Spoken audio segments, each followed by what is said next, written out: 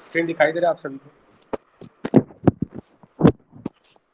सो aromatic compound, basically aromatic compounds क्या होते हैं इसके बारे में आपको पता ही होगा, पहले भी हमने डिस्कस किया है। एरोमेटिक कंपाउंड्स होने के लिए, एरोमेटिसिटी होने के लिए क्या नेसेसरी कंडीशन है आपका? It should follow Huckel's, right? And number of electrons कितने होने चाहिए? 4n+2 पाई इलेक्ट्रॉन्स होने चाहिए। बात समझ में आ रहा है? तो अभी यहाँ पे हम लोग कुछ एरोमेटिक कंपाउंड्स की प्रॉपर्टीज के बारे में डिस्कस करेंगे, जैसे फिनॉल हुआ, टॉल्यून हुआ, एनिलीन हुआ, उनके प्रॉपर्टीज के बारे में डिस्कस करेंगे इस चैप्टर में। चैप्टर लेंथी नहीं है, काफ़ी स्मॉल चैप्टर है। सो like all aromatic compounds classify into two, they can be classified into two broad classes. Why slow are you?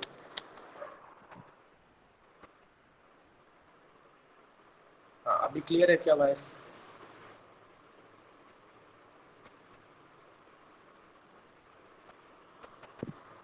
Hello, अभी वॉइस क्लियर है क्या? तो ऑर्गेनिक कंपाउंड्स को हम लोग टू पार्ट्स में डिवाइड कर सकते हैं, एलिफैटिक एंड एरोमेटिक।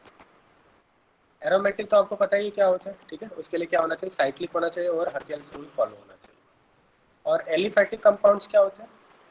जो एरोमेटिक नहीं है उनको क्या बोलेंगे? एलिफैटिक बोलेंगे, जो लीनियर होते हैं, ठीक? सिंपल सी बात है। Aromatic classified compounds are those which who resemble with benzene in chemical behaviour, like benzene like compounds are called aromatic compounds. अगर हम बेंजीन के स्ट्रक्चर की बारे में बात करें तो डिफरेंट साइंटिस्ट ने डिफरेंट स्ट्रक्चर बेंजीन का बनाया, ठीक है? वैसे फॉर्मूला क्या होता है बेंजीन का? C6H6। अब C6H6 के एक तो आइसोमर ये हो गया जो हम लोग पढ़ते हैं, ठीक है? इस टाइप का रिंग होगा, अल्टरनेट डबल बॉन्ड्स होंगे, इसको केक्यूले बेंजीन बोलते हैं। केक्यूले क्या है? आपका नेम ऑफ साइंटिस्ट है, क्योंकि केक्यूले ने ही बेंजीन का ये स्ट्रक्चर सबसे पहले ड्रॉ किया था, राइट? बात समझ में आ रहा है? नेक्स्ट एक और C6H6 में एक और स्ट्रक्चर आप बना सकते हैं ऐसा, ये भी पॉसिबिलिटी है, बट ये ज़्यादा स्टेबल नहीं होता है, ये दोनों स्टेबल नहीं होते ज़्यादा। मोस्ट स्टेबल ये वाला फॉर्म ज़्यादा स्टेबल होता है, ठीक? तो नेक्स्ट स्ट्रक्चर इज डिवार्स बेंजीन, इसको डिवार्स बेंजीन बोलते हैं।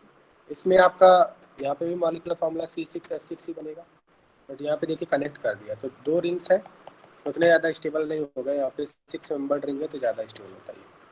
बात समझ में आ रही है आपको? तो बेंजीन के डिफरेंट पॉसिबिलिटीज है, C6H6 के आइसोमर्स बना रहे हैं, केक्यूले बेंजीन, डिवार्स बेंजीन। एक और C6H6 का बनता है प्रिज्म लाइक स्ट्रक्चर बनता है, ठीक है? तो इन तीनों में आपका मोस्ट स्टेबल ये बेंजीन होता है, ठीक है? Benzene mostly represented by Kekule structure. बात समझ में आ रहा है?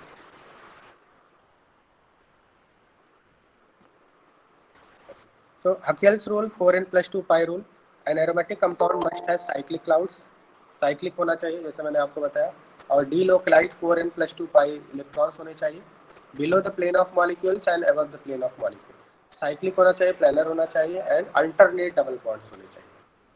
तो 4n+2 के according number of pi electrons क्या क्या हो सकते हैं? नंबर ऑफ पाई इलेक्ट्रॉन्स क्या क्या हो सकते हैं बताइए 4n+2 के अकॉर्डिंग? एन की वैल्यू क्या रख सकते हैं आप? एन की वैल्यू आप 0 रख सकते हैं, 1 रख सकते हैं, 2 रख सकते हैं, 3 रख सकते हैं। एन की वैल्यू अगर आप 0 रखेंगे तो 4n+2 में तो कितना हो जाएगा आपका? 2 pi electron, 6 pi electron, 10 pi electron, 14 pi electron. तो ऐसे कंपाउंड्स जिनमें 2, 6, 10 पाई इलेक्ट्रॉन्स होते हैं, they will follow Huckel's rule and they are aromatic in nature. Now see next point. Aromatic compounds are cyclic and planar. जैसा मैंने आपको बताया था साइक्लिक होना तो जरूरी है, साइक्लिक होना चाहिए और प्लानर होना चाहिए, तभी आप उसको एरोमेटिक बोलेंगे। और दूसरी बात मैंने क्या बताया था कि जो आपका पाई इलेक्ट्रॉन्स है वो all over the ring delocalise होना चाहिए, pi electron, right? Pi electron all over the ring delocalise होना चाहिए।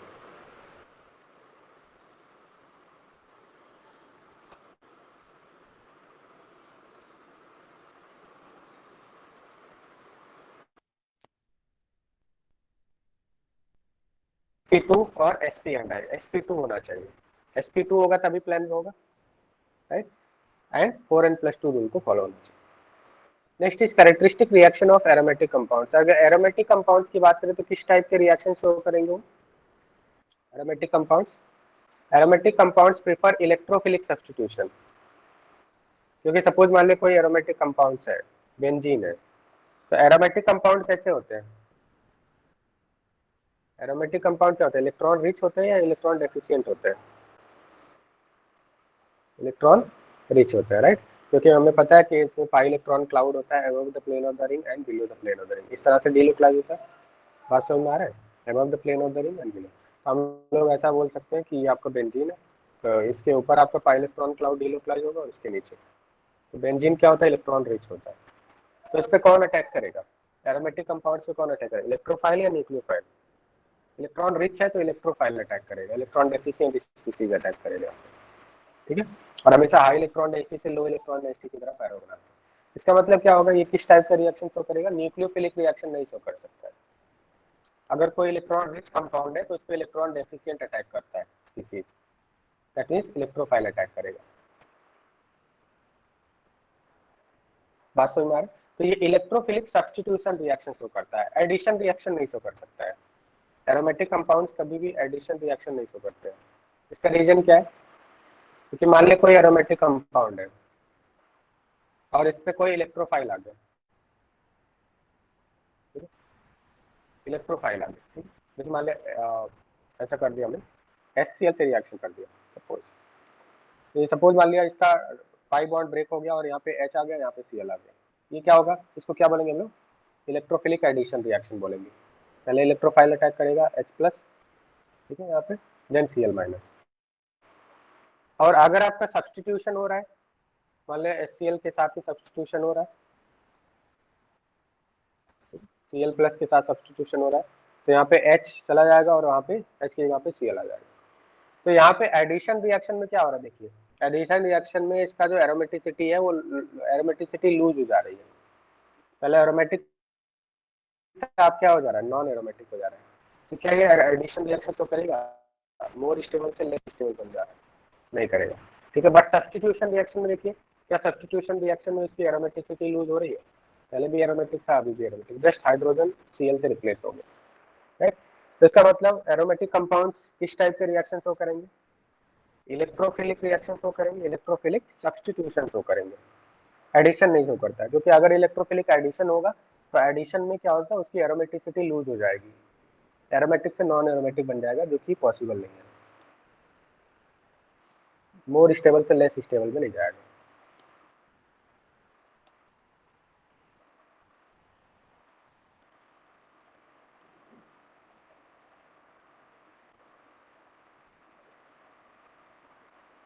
Okay, so aromatic compounds prefer electrophilic substitution reaction rather than electrophilic addition, electrophilic substitution rather than electrophilic addition। बात समझ में आ गई? In aromatic electrophilic substitution reaction, benzene ring serves as source of electrons, and that is as a base or nucleophile। ये बात समझ में आ रहा है आपको? क्योंकि बेंजीन क्या होता है? इलेक्ट्रॉन रिच होता है, तो सोर्स ऑफ इलेक्ट्रॉन की तरह बिहेव करता है, मतलब वो इलेक्ट्रॉन रिच होता है तो इलेक्ट्रॉन प्रोवाइड करता है, electrophile. Okay. Electrophilic aromatic reactions include a wide variety of reaction like halogenation, nitration, sulfonation, freedom craft alkylation। ये सब हमने देखा। हेलोजिनेशन में क्या देखा था हमने? बेंजीन का रिएक्शन कर रहा था, हेलोजिनेशन कैसे हो रहा था बेंजीन का? बताइए, रिएजेंट क्या लिया था हमने? Cl2 in presence of KlCl3, यही लिया था ना हेलोजिनेशन के लिए। तो क्या बन जा रहा था? क्लोरोबेंजीन बन जा रहा था, और यहाँ पे जो H है वो Cl से सब्स्टिट्यूट हो जा रहा था। नाइट्रेशन के लिए क्या रिएजेंट लिया था? नाइट्रेशन के लिए बताया रिएजेंट क्या लिया था? Conc HNO3 conc H2SO4, right. Sulphonation के लिए क्या लिया था? 2 moles of sulphuric acid, right. Okay, तो ये सभी रिएक्शन हमने ऑलरेडी पढ़ लिया, ठीक है। अब एरोमेटिक कंपाउंड्स के बारे में हम लोग उनकी फिजिकल प्रॉपर्टीज और केमिकल प्रॉपर्टीज के बारे में डिस्कस करेंगे। Like first aromatic compound is phenol. Phenol, okay. तो फिनॉल का स्ट्रक्चर आपको पता ही है, जैसे फिनॉल, फिनॉल को हम लोग कार्बोलिक एसिड भी बोलते हैं, common name. It is also called as carbolic acid.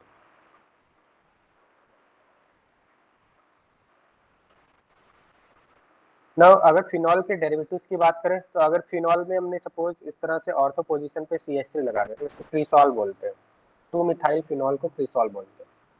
ठीक है, ये आपको ध्यान रखना है। ठीक है, ये कभी कभी आपका क्वेश्चन में पूछा जाता है क्रिसॉल का रिएक्शन कराइए। ठीक है, तो क्रिसॉल क्या होगा, ऑर्थो क्रिसॉल क्या होगा, एक CH3 होगा और एक OH होगा। ठीक है, तो उसको क्रिसॉल बोलते हैं। मतलब इसको आप ऐसे अंडरस्टैंडिंग के लिए या समझने के लिए आप ऐसे समझ सकते हैं कि यहाँ पे सी, जब भी इस तरह ऑल ऑल फिनॉल, ऑल का मतलब क्या है, फिनॉल। ठीक है, और सी का मतलब यहाँ पे CH3 है, ऐसा मेमोराइज करने के लिए आप समझ, मतलब एक CH3 आएगा। बात समझ में आ रहा है? ठीक है, ऑल का मतलब तो फिनॉल हो गया, और क्रिसॉल मतलब एक CH3 आएगा। कौन से पोजीशन पे आएगा वो डिपेंड करेगा, ऑर्थो है तो ऑर्थो पोजीशन पे रहेगा, मेटा है तो मेटा पोजीशन पे रहेगा, पैरा है तो पैरा पोजीशन। समझ आ गया क्रिसॉल?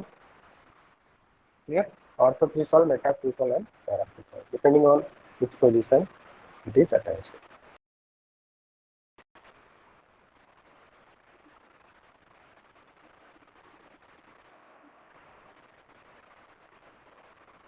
नेक्स्ट, अगर हम फिनॉल डेरिवेटिव्स के बारे में बात करें तो फिनॉल पे सपोज हमने ऑर्थो पोजीशन पे एक OH लगा दिया है, ऑर्थो पोजीशन पे एक OH लगाया, तो इसको कैटेकॉल बोलेंगे। ठीक है, ऑर्थो पोजीशन पे अगर OH लगाया, बेंजीन 1 2 फर्स्ट है एंड सेकंड है, ये इंपॉर्टेंट है आपका कैटेकॉल एंड रिसोर्सिनॉल का स्ट्रक्चर। ठीक है, बात समझ में आ रहा है? 1 2 पोजीशन पे तो कैटेकॉल बोलेंगे, और अगर 1 3 पोजीशन पे तो रिसोर्सिनॉल बोलते हैं।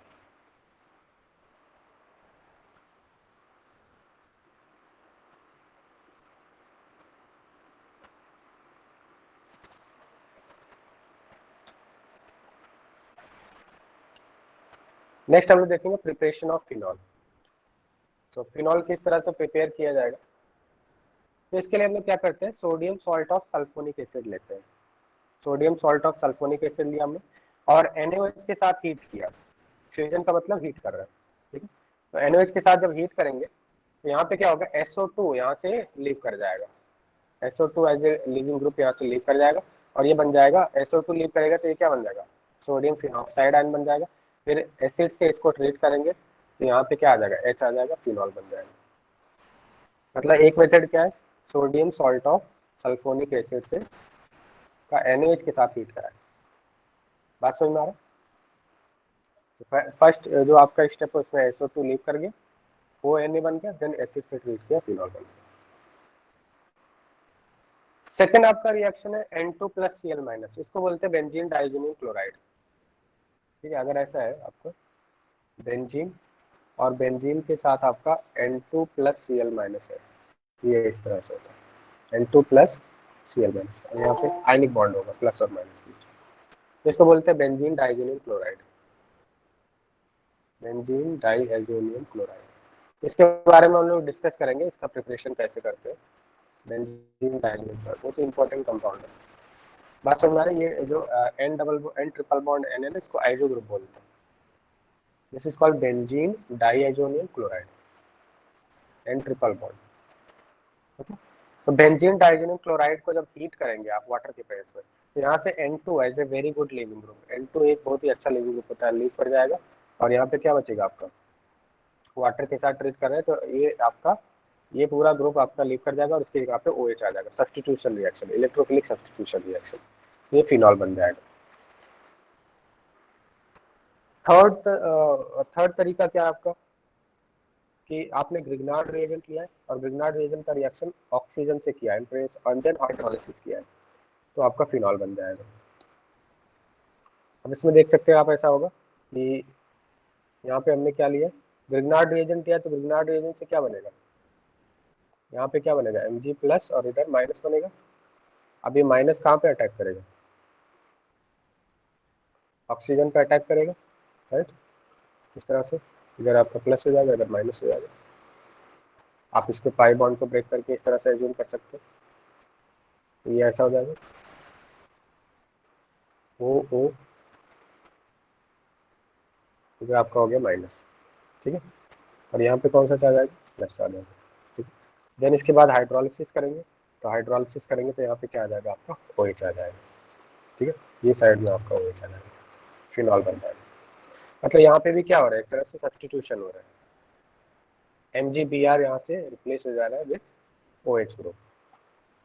MgBr is replaced with by OH group.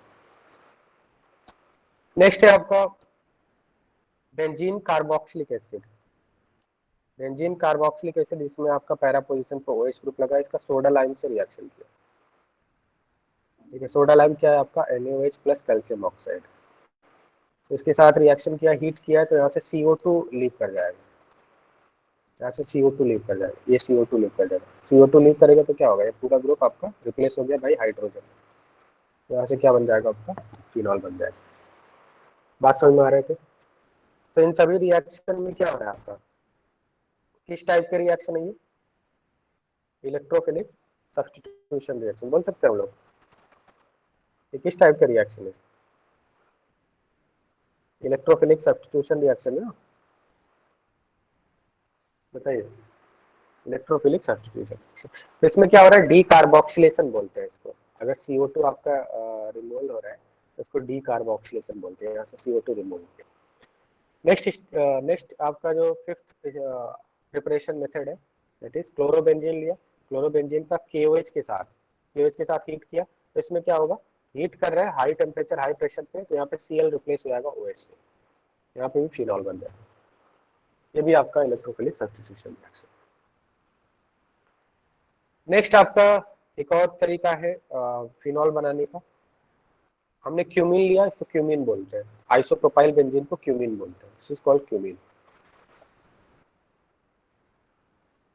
Isopropyl benzene को क्या बोलते हैं हम लोग, क्यूमीन बोलते हैं। तो क्यूमीन हाइड्रोपेरोक्साइड मेथड होता है, इससे भी हम लोग फिनॉल बना सकते हैं। इसमें क्या करते हैं हम लोग, क्यूमीन का रिएक्शन ऑक्सीजन से करते हैं, हीट करते हैं, देन हाइड्रोलिसिस करते हैं, तो फिनॉल बनता है प्लस एसीटोन बनता है। इसका मैकेनिज्म आपको गिवन है। इसको आप ऐसे समझ सकते हैं कि क्यूमीन को जब आप ऑक्सीजन के प्रेस में हीट कर रहे हैं तो यहाँ से ये आपका ब्रेक हो जाता है, और जब हम लोग हाइड्रोलिसिस करते हैं तो इधर आपका H आ जाएगा, इधर H आ जाएगा और इधर OH आ जाएगा, ये साइड में आपका OH आ जाएगा। या फिर आप यहाँ पे ऑक्सीजन के प्रेजेंस में हीट कर रहे हैं ना, तो आप इसको ऐसा एज्यूम कर सकते हैं, दोनों साइड में ऑक्सीजन आ जाएगा। तो ये आपका ऊपर वाले पार्ट से क्या हो जाएगा, ये मैं आपको अंडरस्टैंडिंग के लिए बता रहा हूँ, मैकेनिज्म नीचे दिया हुआ है। ऊपर के वाले पार्ट में क्या हो जाएगा, एसीटोन बन जाएगा, और नीचे वाले पार्ट से क्या बन जाएगा, बेंजीन के साथ ऑक्सीजन जाएगा, हाइड्रोलिसिस कर रहे हैं, OH आ जाएगा, फिनॉल बन जाएगा। इधर मैकेनिज्म आपका दिया हुआ है।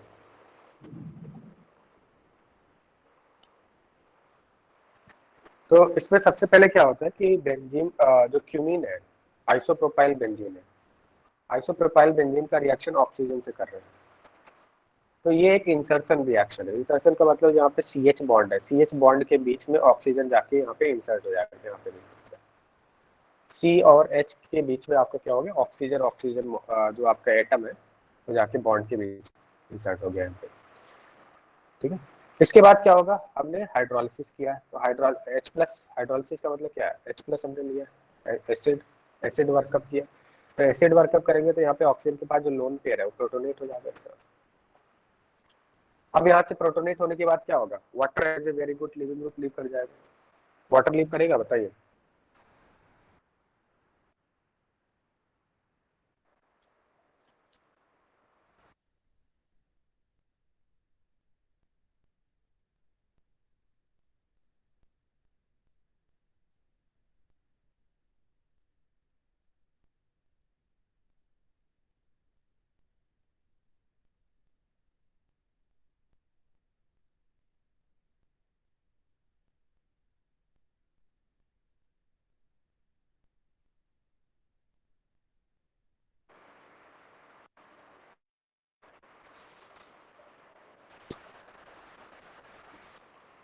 तो यहाँ से क्या हो गया, आपका ऑक्सीजन का प्रोटोनेशन हो गया, यहाँ से वाटर लीव कर गया। वाटर लीव करने के बाद क्या बनेगा यहाँ पे, PH, इसको हमने PH लिख दिया शॉर्ट में, PHOC+CH3CH3, इस तरह से बनेगा वाटर लीव करने के बाद।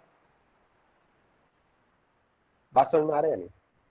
देन इसके बाद क्या किया हमने, अगेन वाटर है हमारे पास और H+ है, यहाँ पे क्या हो जाएगा, ये आपका थोड़ा सा गड़बड़ दिया हो, इसको आप करेक्ट कर लीजिए, ये ऐसे बनेगा, बेंजीन, बेंजीन के बाद CH3, CH3, वाटर निकला यहाँ पे O प्लस बन गया, ये बनेगा आपका, ठीक है। इसके बाद क्या होगा, अगेन वाटर, वाटर क्या होगा यहाँ पे, वापस से अटैक करेगा, और वाटर अटैक करने के बाद क्या होगा, इसको हम लोग ऐसा बोल सकते हैं, डायरेक्ट हाइड्रोलिसिस कर दीजिए यहाँ पे। देखिए ये आपका ऐसा बना था PHOCOH CH3 बना था, और जब हाइड्रोलिसिस करेंगे तो एक साइड में H आ जाएगा मोर इलेक्ट्रोनेगेटिव की साइड में, और लेस इलेक्ट्रोनेगेटिव के साथ में OH आ जाएगा, ठीक है। यहाँ पे क्या बन जाएगा, ये डाइऑल बन जाएगा, लेफ्ट साइड से तो फिनॉल बन गया, और राइट साइड से क्या बन जाएगा, जेम डाइऑल बनेगा। और जेम डाइऑल क्या होता है, अनस्टेबल होता है, तो यहाँ से वाटर मॉलिक्यूल निकाल दीजिए, OH और H, यहाँ से वाटर निकल जाएगा, वाटर निकल जाएगा तो क्या बन जाएगा, एसीटोन बन जाएगा, तो एक मॉलिक्यूल आपका एसीटोन मिलेगा प्लस फिनॉल मिलेगा, ठीक है। समझ में आ रहा है बात आपको। तो क्यूमीन, क्यूमीन हाइड्रोपेरोक्साइड मेथड इसको बोलते हैं। पीएच के साथ O कैसे आया, कहाँ पे बोल रहे हैं, यहाँ पे,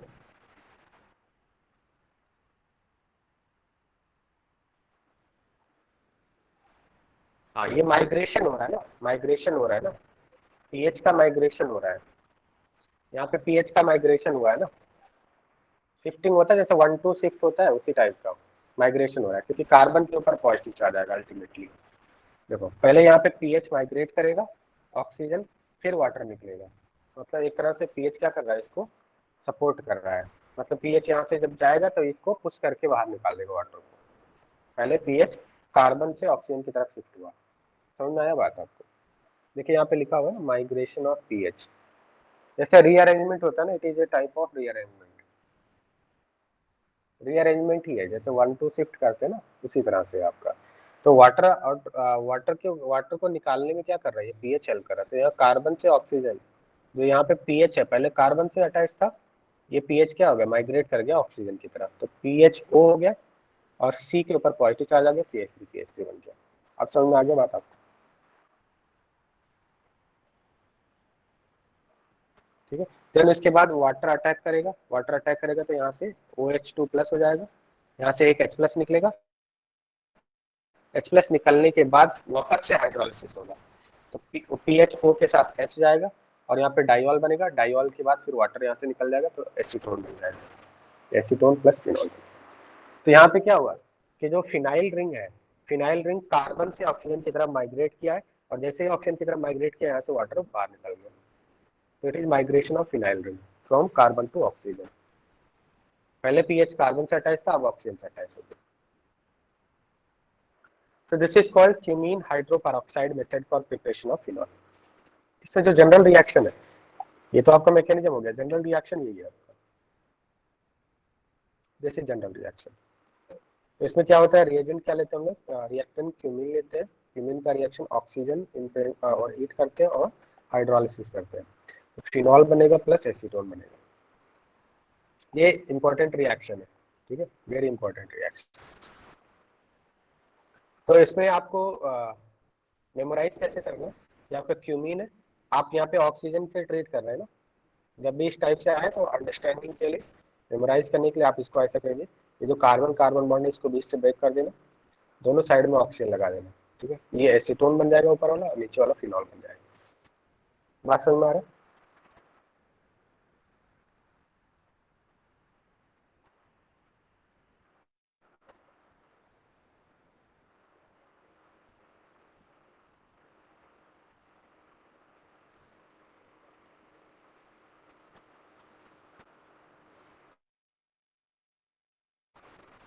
next is properties of phenol.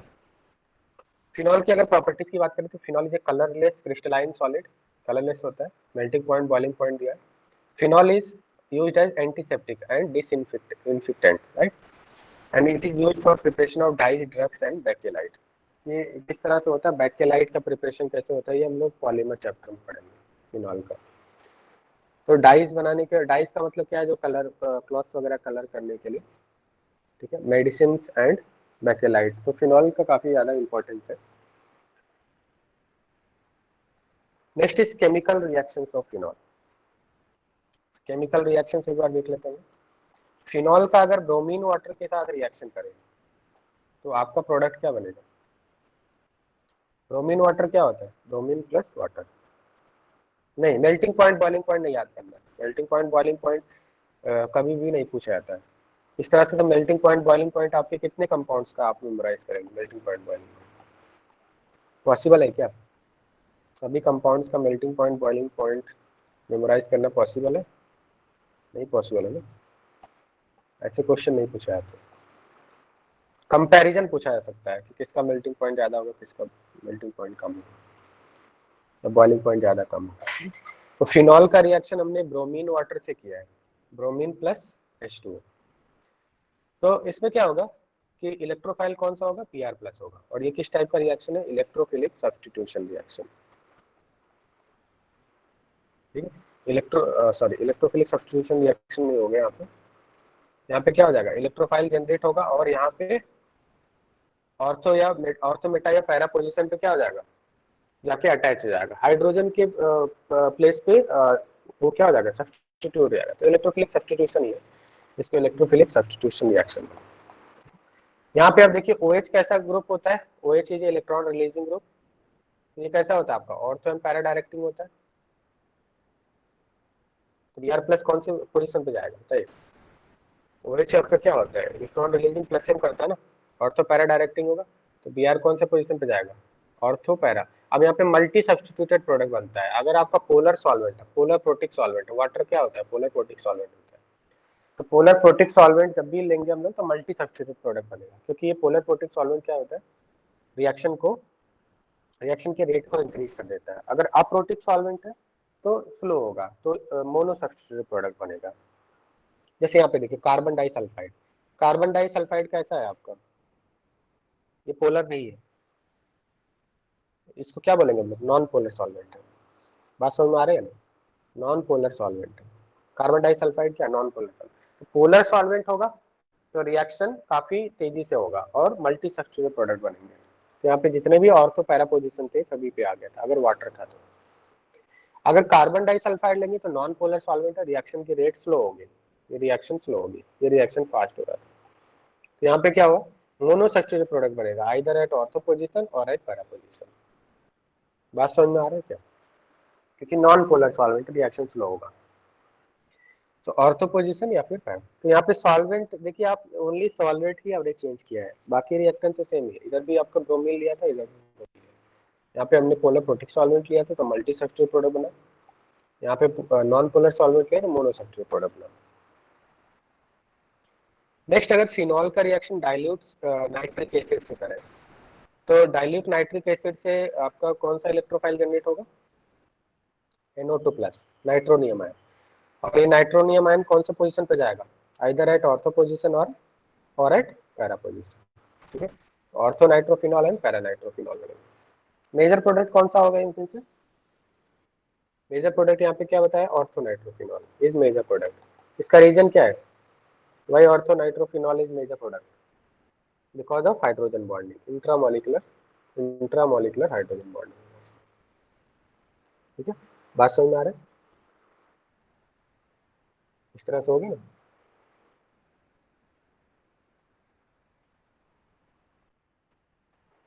यहाँ पे क्या हो जाएगा? इंट्रामोलिकुलर हाइड्रोजन बॉन्डिंग हो जाएगा, so it is more stable.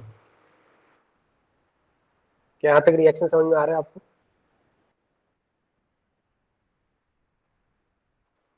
Okay, next देखिए, फिनॉल का रिएक्शन हम लोग करें HNO3 H2SO4। मतलब यहाँ पे नाइट्रिक एसिड सल्फ्यूरिक एसिड का मिक्सचर लिया हमने। तो ये क्या होता है? बहुत ही स्ट्रॉन्ग रिएजेंट होता है। तो इसमें क्या होता है? मेजर प्रोडक्ट तो ऑक्सीडेटिव पिक्रिक एसिड बनेगा।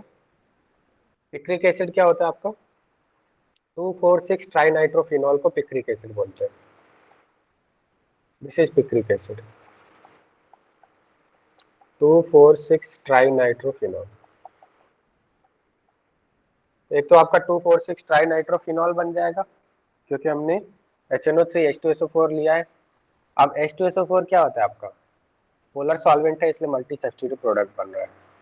ठीक है, तो नाइट्रो ग्रुप आपका ऑर्थो मेटा पैरा पोजीशन पे है। और दूसरी बात क्या है, some major product is oxidative cleavage of the ring, मतलब ये काफी स्ट्रॉन्ग रिएजेंट होता है तो रिंग भी आपका ब्रेक हो जाता है, तो कुछ आपका अमाउंट में ऑक्सीडेटिव प्रोडक्ट भी बनता है आपका। बात समझ में आ रहा है? तो यहाँ पे जो आपका एक तो आपका पिक्रिक एसिड बन जाएगा 2,4,6 ट्राइनाइट्रोफिनॉल, क्योंकि NO2 प्लस यहाँ पे भी NO2 प्लस ही रिएजेंट जनरेट होगा, NO2 प्लस इलेक्ट्रोफाइल जनरेट होगा, और NO2 plus electrophile ortho para position पे जाके अटैक करेगा। बट रिएजेंट काफी स्ट्रॉन्ग है, इसलिए आपका ऑक्सीडेटिव क्लीवेज ऑफ रिंग भी हो जाएगा, रिंग आपका ब्रेक हो जाएगा। यहाँ पे रिएजेंट ओनली डाइल्यूट HNO3 लिया था, तो आपका ऑर्थो या पैरा पे बनेगा। HNO3 के साथ सल्फ्यूरिक एसिड ले लिया, रिएजेंट काफी स्ट्रॉन्ग हो जाएगा, तो पिक्रिक एसिड बनेगा प्लस अदर प्रोडक्ट्स भी बन जाएगा। ओके, बात समझ में आ रहा है?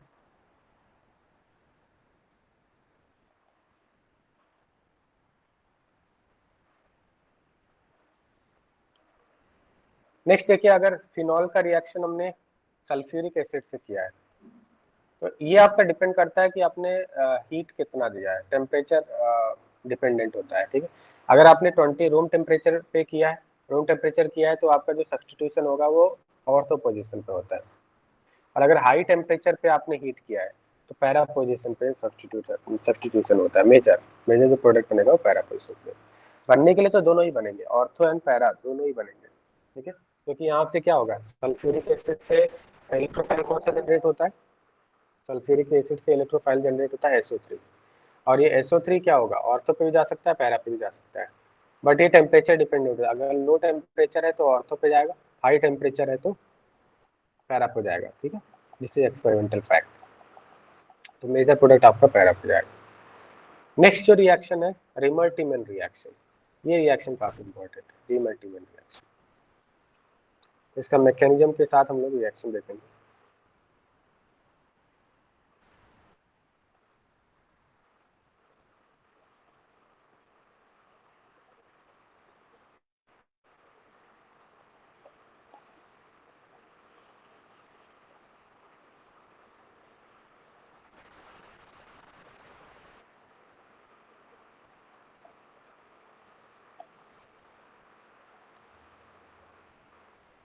रिमल्टीमन फॉर्मुलेशन रिएक्शन, इसमें भी आपका फिनॉल, ये हम लोग क्या कर रहे हैं, केमिकल प्रॉपर्टीज ऑफ फिनॉल लेते हैं, तो फिनॉल का रिएक्शन अगर, this is very important reaction, very important, इसमें लिख लीजिए आप,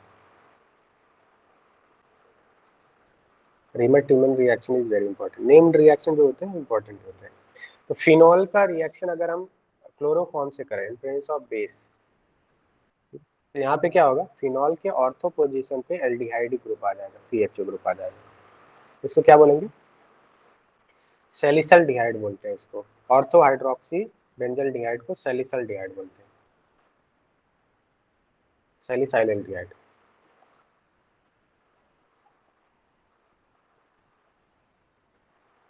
सैलिसल डिहाइड बोलते हैं।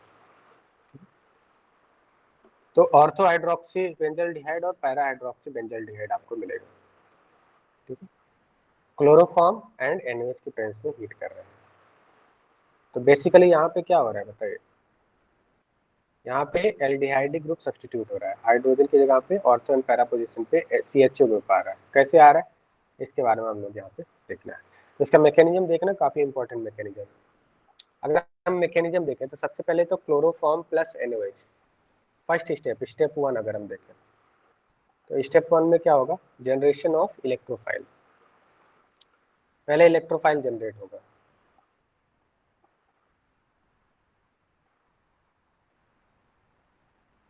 इलेक्ट्रोफाइल कैसे जनरेट होगा, अगर हम CH-CL3 की बात करें तो CH-CL3 क्लोरोफॉर्म में, क्लोरोफॉर्म प्लस हमने रिएजेंट क्या ऐड किया, देखिए यहाँ पे रिएजेंट क्या है, क्लोरोफॉर्म प्लस NaOH, ठीक है। तो NaOH क्या करेगा, NaOH एक बेस है, बेस का वर्क क्या होता है, एसिडिक हाइड्रोजन को एक्सट्रैक्ट करता है, क्लोरोफॉर्म में कोई एसिडिक हाइड्रोजन है, ये जो Cl है तीनों ही माइनस आई शो करते हैं, विड्रॉइंग ग्रुप,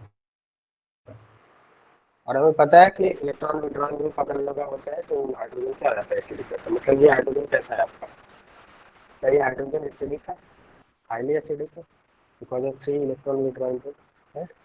तो बेस क्या करेगा, इस एसिडिक हाइड्रोजन को एक्सट्रैक्ट कर लेगा, तो ये क्या बन जाएगा, पहले स्टेप में CCl3 माइनस बन जाएगा और वाटर यहाँ से निकल जाएगा। OH माइनस H प्लस को एक्सट्रैक्ट करके वाटर के फॉर्म में निकल जाएगा। यहाँ तो बात समझ में आ रहा है। अब यहाँ से क्या होगा कि ये जो CCl3 माइनस है, यहाँ से एक Cl माइनस निकल जाएगा, यहाँ से एक Cl माइनस निकलेगा, Cl माइनस निकलेगा, Cl इलेक्ट्रॉन लेके निकलेगा तो क्या बन जाएगा CCl2 और 2 इलेक्ट्रॉन यहाँ पे रह जाएंगे, इसको बोलते हैं डाइक्लोरोकार्बन। डाइक्लोरोकार्बन, कार्बिन क्या होते हैं पता है, carbene are 6 electron containing neutral species, 6 electron containing neutral species को कार्बिन बोलते हैं। बात समझ में आ रहा है। टोटल इलेक्ट्रॉन कितने हैं कार्बन के पास, 6 इलेक्ट्रॉन है। 6 इलेक्ट्रॉन कंटेनिंग न्यूट्रल स्पीसीज को हम लोग कार्बिन बोलते हैं। तो कार्बिन बनेगा, Cl क्या करेगा, Cl यहाँ से इलेक्ट्रॉन लेके बाहर निकल गया, तो ये क्या बन जाएगा आपका, ये 2 इलेक्ट्रॉन जो इसके पास थे वो Cl लेके बाहर निकल गया, तो ये न्यूट्रल हो जाएगा ना। और ये जो 2 इलेक्ट्रॉन बचे हैं किसके बचे हैं, यहाँ से Cl माइनस निकला तो 2 इलेक्ट्रॉन इसके खुद के हैं, क्योंकि पहले ही 2 इलेक्ट्रॉन था कार्बन के, तो डाइक्लोरोकार्बन यहाँ पे इंटरमीडिएट बनेगा।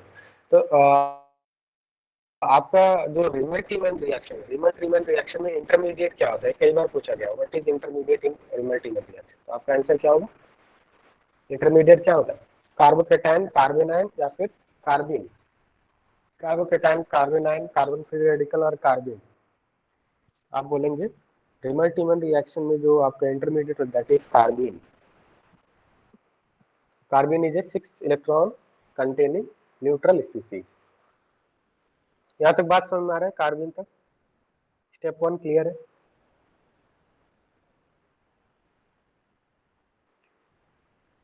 ओके, तो यहाँ पे आपका CCl2 बन गया कार्बन। नेक्स्ट स्टेप में अगर हम देखें, जो आपका फिनॉल है, फिनॉल के पास एसिडिक हाइड्रोजन होता है, फिनॉल का जो H है वो एसिडिक होता है बिकॉज ऑफ रेजोनेंस। ठीक है, मैंने बताया था ऑक्सीजन से अटैच हाइड्रोजन एसिडिक होता है। तो बेस क्या करेगा, इस H को एक्सट्रैक्ट कर लेगा, तो फिनॉक्साइड आयन बन जाएगा। यहाँ पे क्या बन जाएगा, फिनॉक्साइड आयन बन जाएगा। वेट,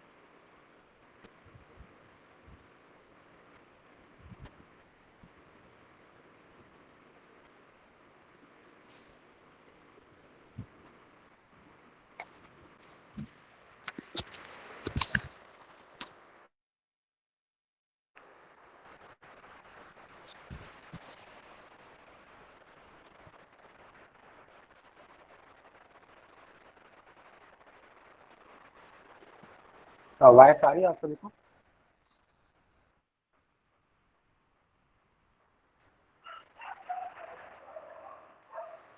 हेलो स्टूडेंट्स, वायस आ रही है क्या। तो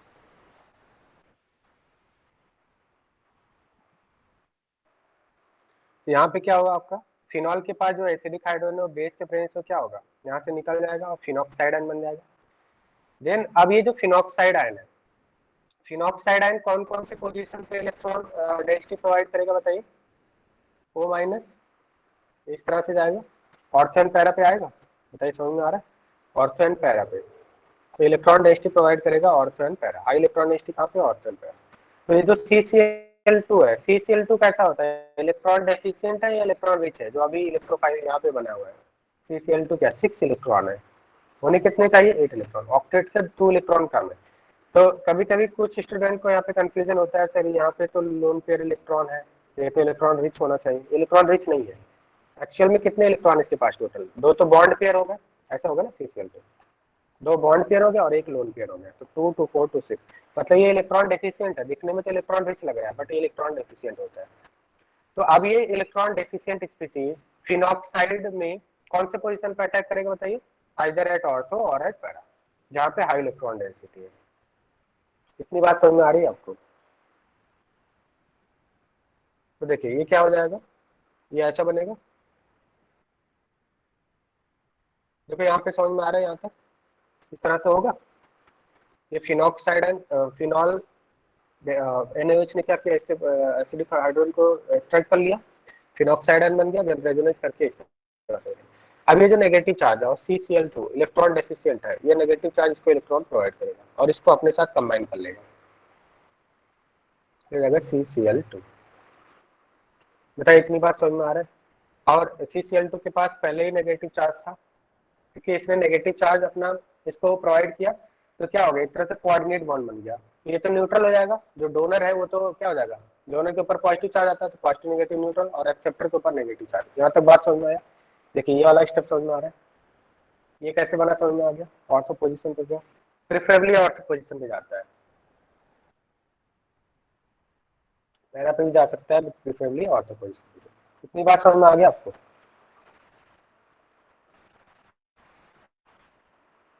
हेलो स्टूडेंट्स, वॉइस आ रहा है? वॉइस आ रहा है क्या? ये बन गया आपका। नेक्स्ट स्टेप में क्या होगा, यहाँ से जो H है,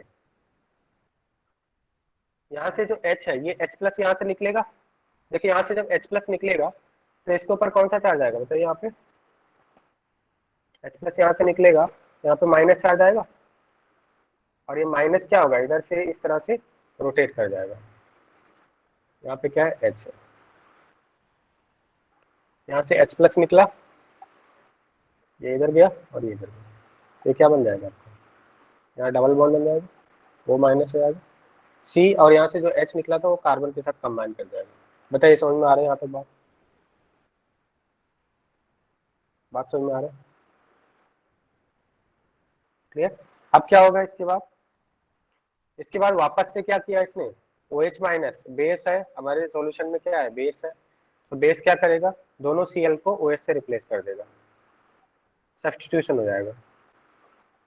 तो C के साथ दो Cl थे ना, अब क्या हो जाएंगे, दो OH आ जाएंगे, और यहाँ पे H हो जाएगा।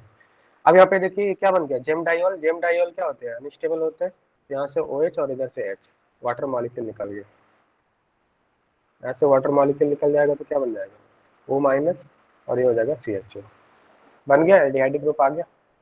बात समझ में आ रहा है? क्लियर?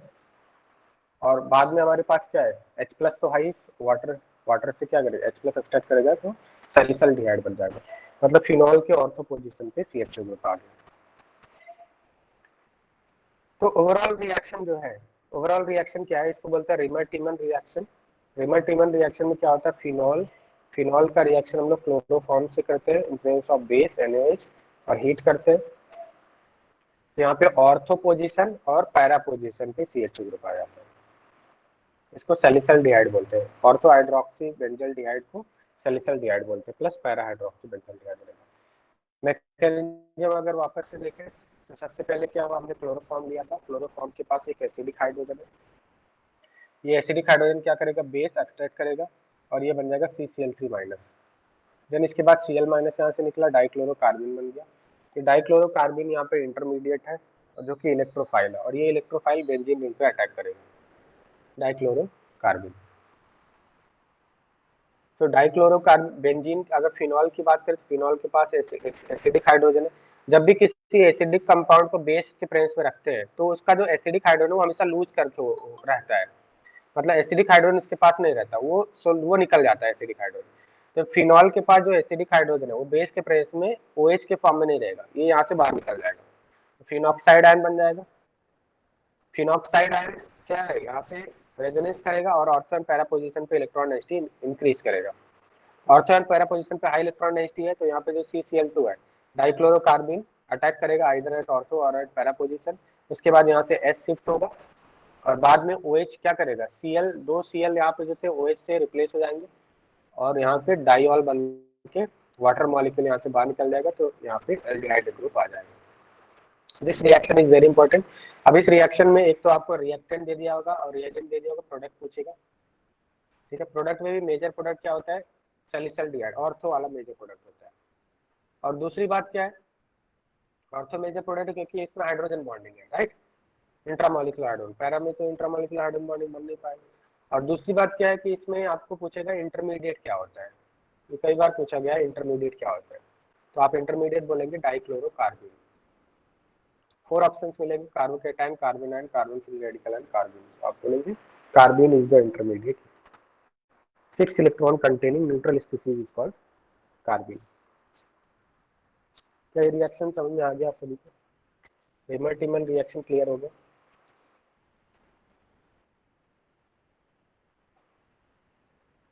अब इसको फॉर्मुलेशन रिएक्शन क्यों बोलते हैं, क्योंकि CHO HCHO को फॉर्माइल ग्रुप भी बोलते हैं, CHO को, तो इसलिए यहाँ पे CHO ग्रुप सब्स्टिट्यूट होने पे इसको फॉर्मुलेशन बोलते हैं, फॉर्माइल ग्रुप बोलते हैं। 1 कार्बन जो कंटेनिंग स्पीसीज होता है उसको फॉर्माइल बोलते हैं। सिमिलरली सेम इसी तरह से एक और रिएक्शन हेमर-टिमर कार्बोक्सिलेशन रिएक्शन। अगर हमने CCl3 की जगह पे CCl4 लिया है, CaCl3 की जगह पे CCl4 लिया है, तो CCl4 लिया है तो क्या प्रोडक्ट बनेगा आपका, देखिए यहाँ पे इसके पहले वाले रिएक्शन में क्लोरोफॉर्म लिया था, अगर हमने CCl4 लिया है तो यहाँ पे कार्बोक्सिलिक बन जाएगा, CHO की जगह पे COH बन जाएगा। क्या ये बात समझ में आ रहा है आपको? अगर आपने CCl4 लिया है, क्लोरोफॉर्म की जगह पे CCl4 लिया है तो यहाँ पे COH बन जाएगा। सेम उसी तरह से मैकेनिज्म जैसा इसके पहले हमने देखा था, यहाँ पे क्या बन जाएगा आपका, कार्बोक्सिलिक बन जाएगा, COH बन जाएगा। तो इसको क्या बोलेंगे हम लोग, ortho hydroxy benzoic acid, this is para hydroxy benzoic acid. Again ortho आपका मेजर प्रोडक्ट है because of hydrogen bonding. Next आपका Kolbe carboxylic carboxylation reaction, Kolbe's reaction इसको बोलते हैं, this is also called as Kolbe's reaction. Kolbe's reaction हम लोग CO2 से कराते हैं, इसका जो रिएक्शन है CO2 से कराते हैं। तो फिनॉल का रिएक्शन हमने बेसिक मीडियम में कराएंगे इन प्रेजेंस ऑफ CO2, तो यहाँ पे CO2 यहाँ पे जाके ऑर्थो और पैरा पोजीशन पे सब्स्टिट्यूट हो जाएगा। Ortho hydroxy benzoic and para hydroxy benzoic acid यहाँ पे भी सेम मिलेगा। इसमें से जो ऑर्थो हाइड्रोक्सी बेंजोइक एसिड इसको सैलिसिलिक एसिड बोलते हैं, सैलिसिलिक एसिड, ध्यान देना इंपॉर्टेंट है। Ortho hydroxy benzoic acid is called salicylic acid. बात समझ आ रहा है?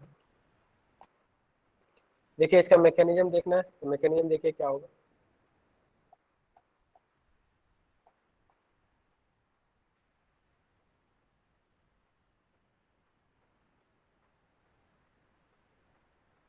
देखिए पहले कोलबेज रिएक्शन का मैकेनिज्म देख लेते हैं। कोलबेज रिएक्शन में क्या किया हमने, फिनॉल का रिएक्शन CO2 से किया in presence of base, base किया है हमने OH NaOH ले लिया और हीट कर रहे हैं। तो मैंने क्या बताया आपको, जो मेजर प्रोडक्ट होगा वो सैलिसिलिक एसिड होगा। ये रिएक्शन भी इंपॉर्टेंट है, सैलिसिलिक एसिड आपका मेजर प्रोडक्ट होगा। इसमें अगर मैकेनिज्म देखें तो फिनॉल फिनॉल का रिएक्शन हमने बेस से किया है, तो सबसे पहले एसिडिक हाइड्रोजन यहाँ से निकल जाएगा, फिनॉक्साइड आयन बन जाएगा। और फिनॉक्साइड आयन क्या होगा, ये इधर से आपका शिफ्ट करेगा तो ऑर्थो पैरा पोजीशन पे इलेक्ट्रॉन डेंसिटी इंक्रीज करेगा। नाउ यहाँ पे जो CO2 है, CO2 इलेक्ट्रोफाइल की तरह बिहेव करेगा। CO2 में जो कार्बन है उसका ऑक्सीडेशन स्टेट कितना है, +4 है, क्योंकि कार्बन 2 मोर इलेक्ट्रोनेगेटिव एटम से अटैच है, तो इसका मतलब कार्बन हम लोग इलेक्ट्रॉन डेफिशिएंट बोल सकते हैं। CO2 में जो कार्बन है वो हाईएस्ट ऑक्सीडेशन स्टेट में प्रेजेंट है, तो यहाँ पे क्या होगा, ये नेगेटिव चार्ज इधर अटैक करेगा, +4 हाईएस्ट ऑक्सीडेशन स्टेट पर अटैक करेगा, इलेक्ट्रॉन डेफिशिएंट कार्बन सेंटर पर अटैक करेगा, क्योंकि इसके साथ 2 ऑक्सीजन एटम है, इलेक्ट्रॉन विड्रॉ करेंगे, कार्बन को इलेक्ट्रॉन डेफिशिएंट बना देंगे, तो यहाँ पे CO2 as a electrophile behave कर रहा है। इसके पहले वाले केस में इलेक्ट्रोफाइल कौन था, हेमर-टिमर में इलेक्ट्रोफाइल कौन था, डाइक्लोरोकार्बन था। यहाँ पे CO2 आपका इलेक्ट्रोफाइल है, तो ये माइनस चार्ज यहाँ पे अटैक करेगा, जैसे ही अटैक करेगा पाई बॉन्ड शिफ्ट हो जाएगा। देखिए यहाँ तक ये बात समझ में आ रहा है, यहाँ तक बताइए, ये समझ में आ रहा है आपका, CO O- हो जाएगा ये, 5 बॉन्ड शिफ्ट हो गया, O माइनस हो गया और डबल बॉन्ड O हो गया। ये तो डबल बॉन्ड O रहेगा ही। क्या इतनी बात समझ में आ रहा है आपको? बताइए। अब यहाँ से एक H है, NaOH क्या करेगा, इस H को एक्सट्रैक्ट करेगा H प्लस के फॉर्म में, ये इधर शिफ्ट हो गया, O माइनस हो जाएगा, बाद में वाटर से यहाँ पे H आ जाएगा। तो ये बन गया आपका salicylic acid. This reaction is called Kolbe's reaction.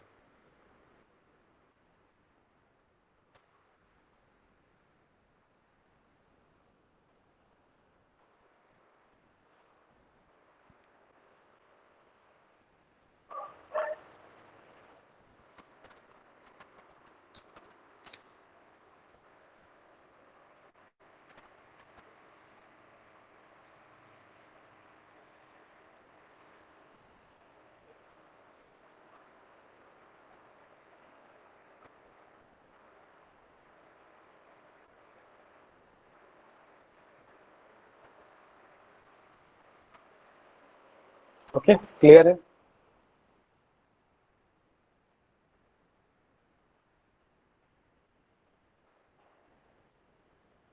इसमें कोई प्रॉब्लम है बताइए।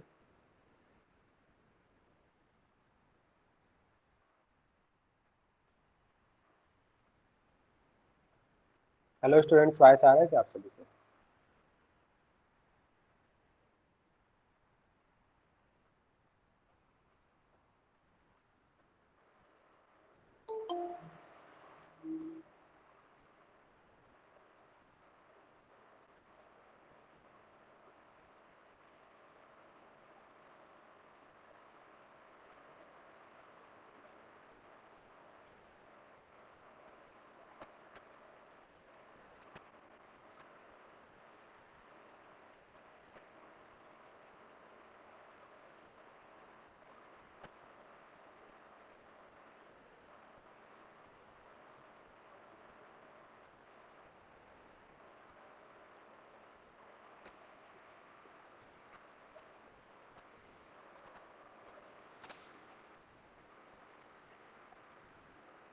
नेक्स्ट हम लोग देखते हैं preparation of aspirin from salicylic acid. अब इसमें एक कंपाउंड है एस्पिरिन। अगर हमने ये अभी मैंने बताया आपको सैलिसिलिक एसिड कैसे बनाएंगे। सैलिसिलिक एसिड क्या करेंगे, फिनॉल का रिएक्शन CO2 से करेंगे, तो सैलिसिलिक एसिड बनेगा in trace of base, this is salicylic acid. अब सैलिसिलिक एसिड से एक बहुत ही इंपॉर्टेंट कंपाउंड बनाया जाता है, एक मेडिसिन है basically, ortho acetyl salicylic, ortho acetoxy salicylic acid. ठीक है, तो यहाँ पे अगर सैलिसिलिक एसिड का हमने एसिटिक एनहाइड्राइड से रिएक्शन करें, CH3COOCO CH3, इसको एसिटिक एनहाइड्राइड बोलते हैं। एसिटिक एनहाइड्राइड से रिएक्शन करें तो यहाँ पे सैलिसिलिक एसिड का H और यहाँ से CH3CO, एसिटिक एसिड यहाँ से निकल जाएगा, और ये जो ग्रुप है एसिटाइल ग्रुप यहाँ पे जाके सब्स्टिट्यूट हो जाएगा। बात समझ में आ रहा है? इसको बोलते हैं एसिटाइल सैलिसिलिक एसिड, क्योंकि एसिटाइल ग्रुप आ गया, हाइड्रोजन की जगह पे क्या आ गया, एसिटाइल ग्रुप आ गया। CH3CO को एसिटाइल ग्रुप बोलते हैं, this group is called acetyl group. तो इस एसिटाइल सैलिसिलिक एसिड को एस्पिरिन बोलते हैं। एस्पिरिन क्या होता है, कॉमन पेन किलर होता है, which is the major component of Disprin और क्रोसिन। हम लोग मार्केट में जो डिस्प्रिन या क्रोसिन यूज करते हैं, उसमें जो मेन कंपोनेंट होता है वो एस्पिरिन होता है। एस्पिरिन का ये फॉर्मूला होता है, स्ट्रक्चर ये होता है, और इसको हम लोग क्या बोलते हैं, एसिटाइल सैलिसिलिक एसिड, या फिर इसको क्या बोल सकते हैं बताइए, IUPAC नेम क्या होगा इसका, एस्पिरिन का? एस्पिरिन बहुत ही इंपॉर्टेंट कंपाउंड है, कई बार इसका IUPAC नेम भी पूछा है और इसका प्रिपरेशन मेथड भी पूछा है। ठीक है, तो IUPAC नेम क्या हो जाएगा एस्पिरिन का, two acetoxy benzoic acid, benzene carboxylic acid, two acetoxy benzene carboxylic acid. बात समझ आ रहा है? इसको क्या बोलेंगे, acetyl plus oxygen, acetoxy, acetyl plus oxygen, two acetoxy benzene carboxylic acid is called aspirin, and aspirin is a common painkiller. It is major component of disprin, crocin and paracetamol, right? तो ये कैसे बनाएंगे आप, फिनॉल से बनाएंगे। Phenol का सबसे पहले रिएक्शन करेंगे CO2 in presence of base, तो बन जाएगा आपका सैलिसिलिक एसिड। देन इसके बाद क्या करेंगे बताइए, फिर इसके बाद सैलिसिलिक एसिड का क्या करेंगे, एसिटिक एनहाइड्राइड के साथ रिएक्शन कराएंगे। एसिटिक एनहाइड्राइड के साथ जब रिएक्शन कराएंगे सैलिसिलिक एसिड का, तो सैलिसिलिक एसिड का जो ऑक्सीजन है वो यहाँ से रिप्लेस हो जाएगा, एसिटिक एसिड यहाँ से निकल जाएगा CH3COOH, और ये जो एसिटाइल ग्रुप है वो ऑक्सीजन के साथ जाके अटैच हो जाएगा, तो ये बन जाएगा एसिटाइल सैलिसिलिक एसिड, और इसी एसिटाइल सैलिसिलिक एसिड को बोलते हैं एस्पिरिन। क्या यहाँ तक बात समझ में आ रहा है? Aspirin is a very important compound. कई बार आपका जेईई मेन से पूछा गया, जेईई एडवांस में भी इसमें क्वेश्चंस पूछे जाते हैं, मतलब इनडायरेक्ट क्वेश्चंस आते हैं। तो एक कॉमन पेन किलर आपका प्रिपेयर हो रहा है, तो जब भी कॉमन पेन किलर बोलेंगे तो आपका, आप समझ जाना कि हिंट दे रहा है आपका एस्पिरिन के बारे में। जैसे मान लो कोई रिएक्शन है A+B+C gives D, D gives E, और उसके बाद आपको बोल रहा है कि E के बारे में इंफॉर्मेशन दिया कि E आपका एक कॉमन पेन किलर है, तो आप समझ जाना कि E क्या है, एस्पिरिन बन रहा है। बात समझ में आ रहा है?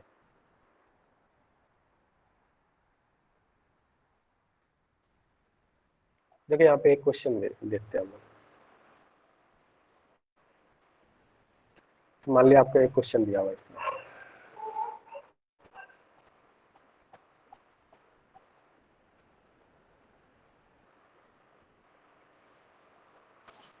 देखो ऐसा क्वेश्चन पूछा गया आपसे कि हमने ले लिया क्यूमीन, क्यूमीन का रिएक्शन किया है CO2 से, सॉरी ऑक्सीजन से रिएक्शन किया, देन हीट किया, ठीक। उसके बाद आपका हाइड्रोलिसिस किया है, ये आपका बन गया ए। फिर उसके बाद ए का रिएक्शन किया है CO2 से, और उसके बाद क्या किया है, CO2 देन बेस से रिएक्शन किया है, यह बन गया आपका बी। फिर बी का रिएक्शन किया है AC2O, एसिटिक एनहाइड्राइड से, ये बन गया सी। सी के बारे में इंफॉर्मेशन दिया है, C is a common pain killer.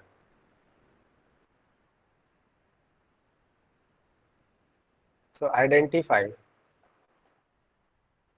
A, B and C. बताइए, identify A, B and C. इस टाइप से आपको क्वेश्चन पूछे जाएंगे।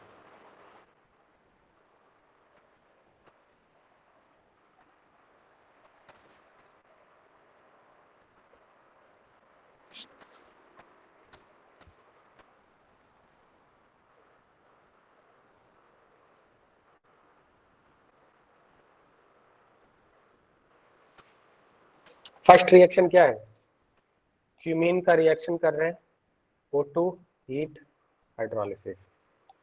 कौन सी रिएक्शन है बताइए, ए क्या होगा, अभी बताया था मैंने ए थोड़ी देर पहले, फिनॉल, ठीक है। ये ऐसे बताया ना, इट इज क्या है, it is preparation of phenol.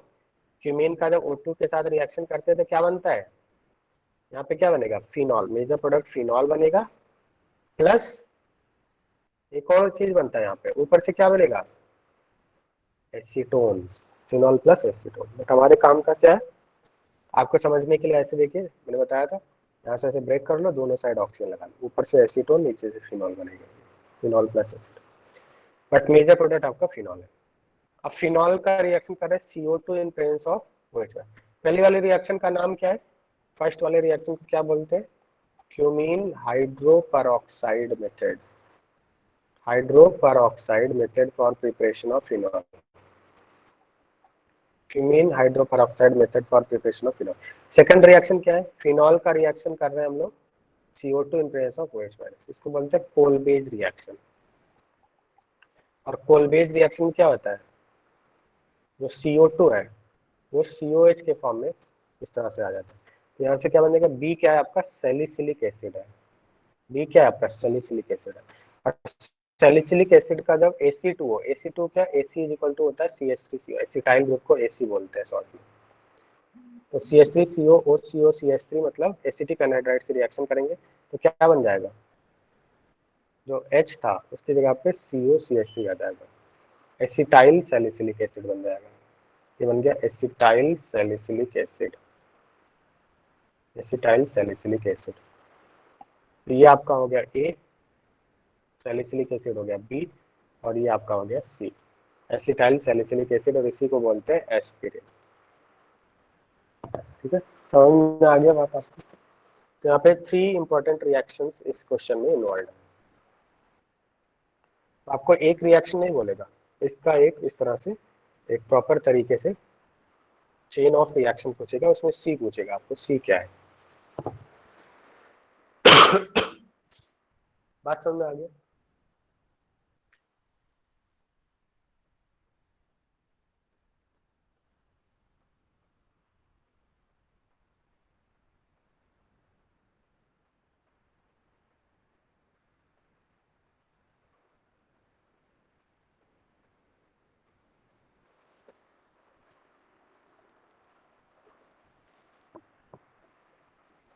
Hello students, voice आ रहा है क्या आप सभी को?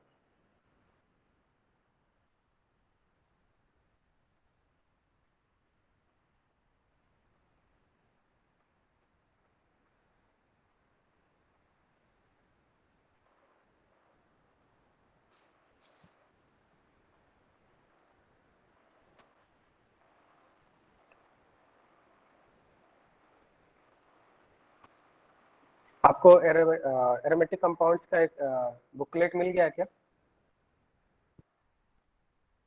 एरोमेटिक कंपाउंड की बुक मिल गई आपको?